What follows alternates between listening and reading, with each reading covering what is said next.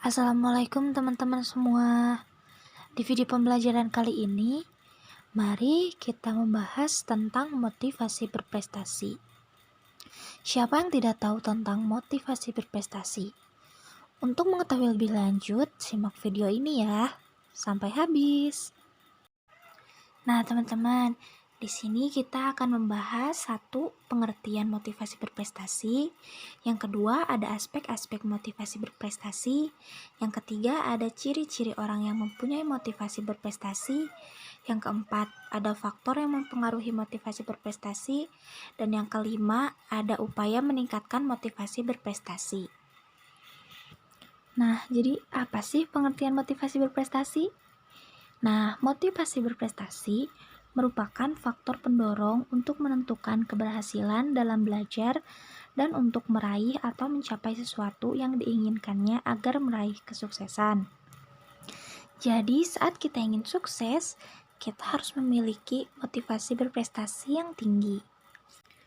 Nah, selanjutnya ada aspek-aspek motivasi berprestasi menurut Atkinson, yang terbagi atas dua aspek.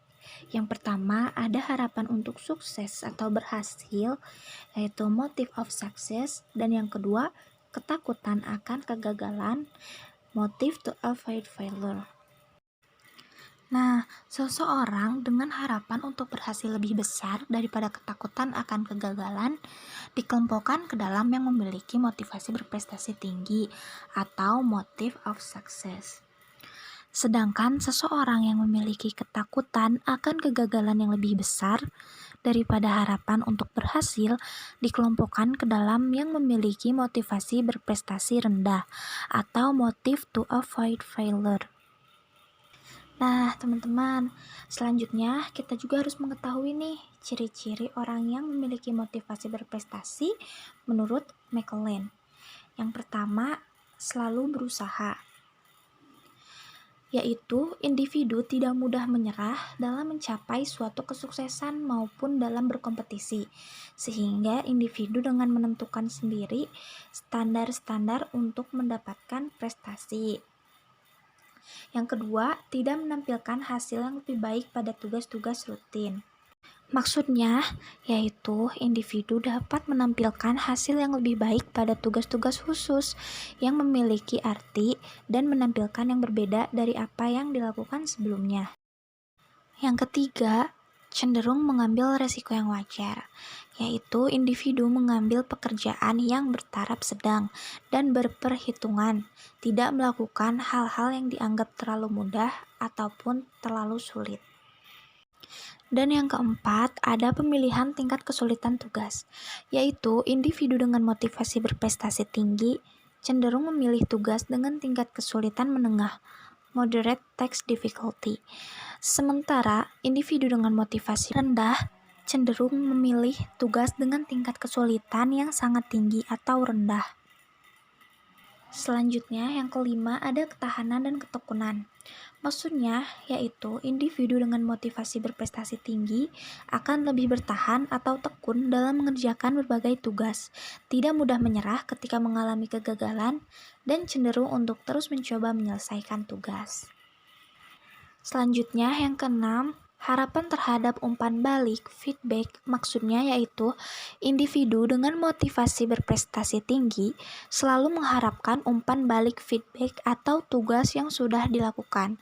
Sementara individu yang memiliki motivasi berprestasi rendah tidak mengharapkan umpan balik atau tugas yang sudah dilakukan.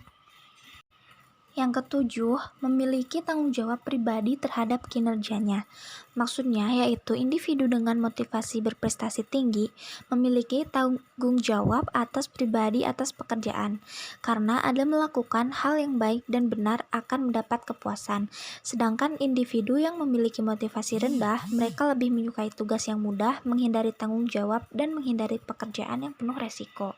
Yang kedelapan, kemampuan dalam melakukan inovasi, yaitu individu mampu melakukan sesuatu lebih baik dengan cara melakukan yang berbeda dari biasanya. Individu dengan motivasi berprestasi tinggi akan menyelesaikan tugas yang lebih sulit dan lebih baik, juga bersifat menantang daripada individu yang memiliki motivasi berprestasi rendah. Dan yang terakhir ada melakukan variasi, yaitu individu yang memiliki motivasi berprestasi tinggi agar terhindar dari kegagalan selalu bervariasi di dalam melakukan sesuatu demi meraih cita-cita dan melakukan yang terbaik agar terhindar dari kegiatan yang akan mengakibatkan kegagalan untuk mencapai tujuan. Selanjutnya, ada faktor-faktor yang mempengaruhi motivasi berprestasi menurut McLean yang terbagi menjadi dua. Yang pertama, ada faktor intrinsik dan yang kedua, ada faktor ekstrinsik. Nah, teman-teman, faktor intrinsik ini adalah faktor yang bersumber dalam diri individu itu sendiri. Yang pertama, ada kemungkinan untuk sukses. Yang kedua, kekuatan akan kegagalan dan pengalaman. Dan yang ketiga, ada usia dan jenis kelamin. Nah, ketiga faktor intrinsik itu dapat mempengaruhi motivasi berprestasi seseorang. Selanjutnya, ada faktor ekstrinsik. Faktor ekstrinsik adalah faktor yang berasal dari luar. Yang pertama, ada lingkungan sekolah. Yang kedua, ada lingkungan keluarga. Dan yang ketiga, ada teman. Tiga faktor ini juga bisa mempengaruhi motivasi berprestasi dalam diri seseorang. Selanjutnya, upaya meningkatkan motivasi berprestasi. Menurut McLean, pelatihan motivasi berprestasi, Achievement Motivation Training, merupakan salah satu metode yang digunakan untuk mengamati individu agar memiliki konsep berprestasi dalam merencanakan langkah untuk peningkatan prestasi. AMT itu sendiri atau Achievement Motivation Training adalah sebuah program pelatihan untuk mengembangkan diri khususnya dalam hal meningkatkan motivasi berprestasi. Nah, teman-teman, mungkin tadi hanya sedikit materi tentang motivasi berprestasi yang dapat saya sampaikan. Mohon maaf bila banyak kekurangan karena saya pun masih dalam proses pembelajaran. Wabillahi taufiq wal hidayah. Wassalamualaikum warahmatullahi wabarakatuh. Materi pembelajaran ini disusun oleh Intan Mustika Nur Amala, kelas BKA 1 2019 dengan NIM 190188. Terima kasih.